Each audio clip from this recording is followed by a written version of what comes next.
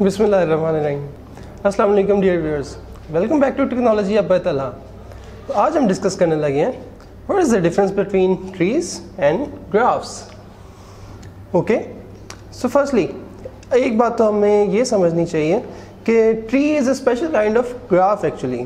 ठीक है, ट्री भी एक्चुअली ग्राफ का ही एक फॉर्म है कि जिसमें फर्स्टली हमें ये पता होना चाहिए कि जिसमें कोई साइकिल नहीं होता। ठीक है, कोई लूप या कोई साइकिल नहीं होता। जैसे आपके सामने ये ट्री, ठीक है, जिसमें मल्टीपल नोड्स है, एजिस है, उसमें कोई साइकिल नहीं। साइकिल मींस कोई लूप नहीं बन रहा। ठीक है, और एज कम्पेयर टू ग्राफ्स, अगर ग्राफ में देखें तो ग्राफ में मल्टीपल लूप्स या साइकिल्स जो एग्जिस्ट कर सकते हैं, सच एज ABCA। ठीक है, एक लूप बन गया। ठीक है, इवन सेल्फ लूप भी हो सकते हैं इस पर। और ट्री में जैसे हमने अभी देखा कि कोई भी लूप एग्जिस्ट नहीं करता। ओके जी, नेक्स्ट प्रॉपर्टी की तरफ आते हैं। ट्री भी हमारे पास होता है combination of nodes and edges. ठीक है, सर्कल में नोड्स होती हैं जिनको वर्टिसेस भी कह सकते हैं, और लाइंस जो हैं वो क्या होती हैं, वो इसके एजेस होते हैं।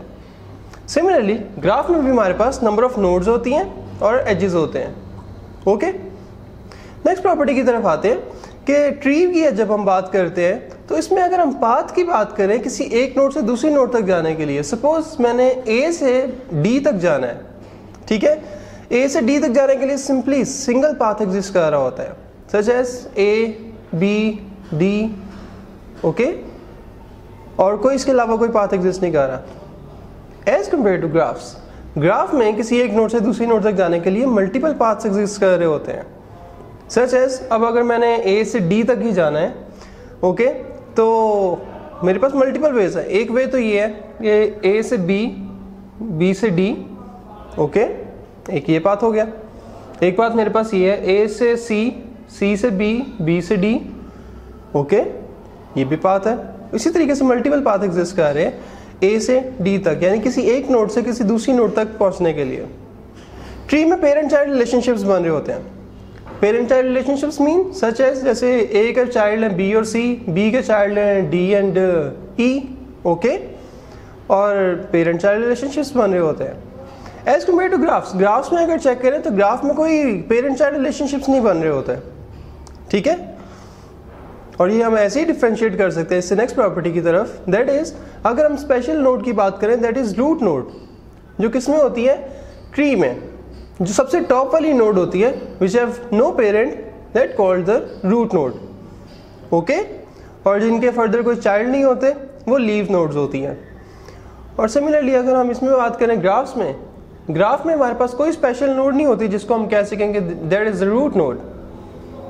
Got it? आफ्टर दैट आते हैं नेक्स्ट प्रॉपर्टी की तरफ। ट्री में जो मॉडल फॉलो हो रहा है that is the hierarchical model. Okay, और अगर हम ग्राफ्स की बात करें तो ग्राफ्स में हमारे पास एक नेटवर्क मॉडल यूज हो रहा होता है कि मल्टीपल नोड्स है, मल्टीपल एजेस के साथ कनेक्टेड है। ठीक है, और लूप्स भी बन रहे होते हैं। और अगर हम ट्रैवर्सिंग की बात करें, टाइप्स ऑफ ट्रैवर्सल्स हमारे पास कौन कौन से हो सकते हैं ट्रीज में। सपोज अगर ट्री की बात करें तो ट्री में हम pre order, in order, post order traversing कर सकते हैं। ओके, मल्टीपल वेज है ट्रैवर्सिंग के। और सिमिलरली अगर हम ग्राफ्स की बात करें तो ग्राफ में भी मल्टीपल वेज हैं, उसमें हम depth first search, breadth first search के थ्रू भी हम कर सकते हैं। साथ साथ आप लोगों को लिंक्स नजर आ रहे हैं ऊपर इन वीडियोस के, जो एग्जिस्टिंग ऑलरेडी लेक्चर्स हैं हमारे पास इन्हीं टॉपिक्स के। ओके, और अगर हम टाइप्स की बात करते हैं तो टाइप्स में भी हमारे पास मल्टीपल टाइप्स आती हैं। अगर ट्रीज की पहले बात कर लें तो ट्री में हमारे पास binary trees, binary search trees, AVL trees, binary heaps, B trees, multiple types आती हैं ट्रीज की। और सिमिलरली अगर हम ग्राफ्स की बात करें तो ग्राफ्स को हम भी मल्टीपल वेज से कैटेगराइज कर सकते हैं, such as weighted graph, unweighted graphs. Weighted graphs वो होते हैं जिनके एजेस के ऊपर कोई ना कोई वेट्स असाइन हुए हो, और अनवेटेड ग्राफ्स वो होते हैं जिनके एजेस सिंपल हो। एक और तरीके से भी कैटेगराइज कर सकते हैं हम डायरेक्टेड एंड अनडायरेक्टेड ग्राफ्स।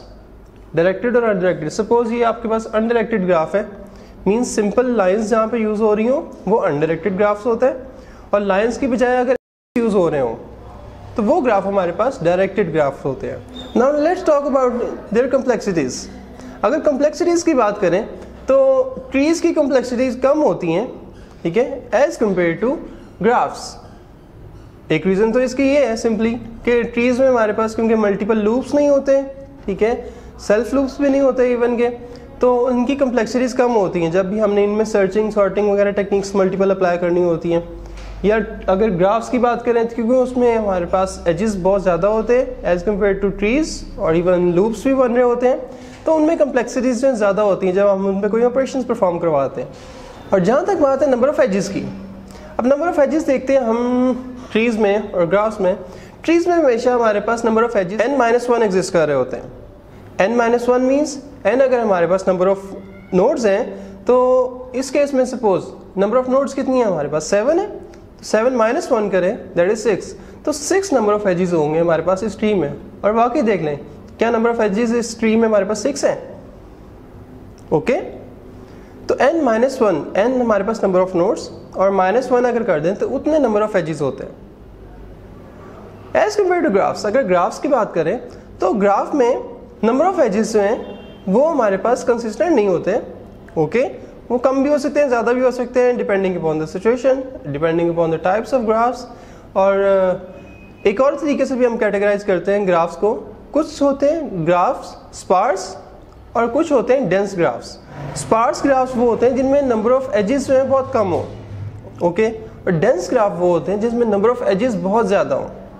और जहाँ तक एप्लीकेशंस की बात है इनकी, तो अगर ट्रीज़ की बात करें, ट्रीज़ मल्टीपल फॉर्म्स में हमारे पास यूज़ हो रहे होते हैं। जैसे हमने जब सर्चिंग सॉर्टिंग टेक्निक्स अप्लाई करनी होती हैं, या ट्री ट्रेवर्सल्स हैं, बाइनरी रिसर्च है अप्लाई करनी होती हैं, उन सब के लिए यूज़ हो रहा होता है हमारे ट्रीज़। ओके, मोस्टली हम बाइनरी ट्रीज़ यूज़ कर लेते हैं। और आफ्टर दैट अगर हम ग्राफ्स की तरफ आएँ तो ग्राफ्स के भी हमारे पास multiple application, such colouring of graphs करनी हो उसके लिए यूज़ हो रहे होते हैं। और मल्टीपल जहाँ पे हमने पाथ्स एग्जिस्ट कर रहे हो उनमें से वन फाइंड आउट करना हो, शॉर्टेस्ट पाथ वगैरह, उनके लिए भी ग्राफ्स हमारे पास बहुत सूटेबल होते हैं। तो आई होप ये सारे के सारे कंपैरिजन जो हमने ट्रीज़ के भी देख लिए और ग्राफ्स के भी देख लिए बड़े इजीली आप लोगों को समझ आ गई होगी। बस एक चीज़ ज़रूर याद रखिएगा, ट्री एक्चुअली टाइप ही है ग्राफ्स की, जिसमें क्या होता है कोई भी लूप एग्जिस्ट नहीं करता। Okay, so I hope you understand the difference between the trees and graphs very much. Thank you so much for watching.